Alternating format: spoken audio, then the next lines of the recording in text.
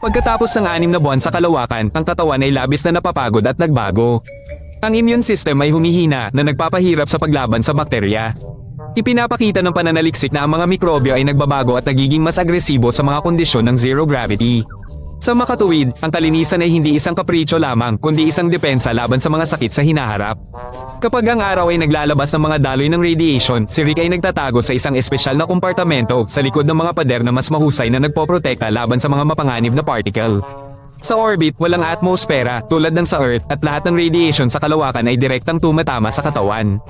Hindi ito agad napapansin, ngunit mapanganib sa katagalan. Minsan may nasa Syra at hindi ka nais-nais kapag ito ay sa banyo dahil walang mga kagamitan sa tubo sa malapit.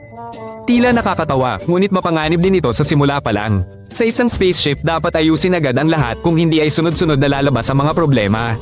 Pagkalipas ng 1 taon, iniimpake ni Rick ang kanyang mga gamit at itinapon ang natitirang hindi kinakailangang basura, isinara ang mga hatch at naghanda para sa paglapag sa Earth.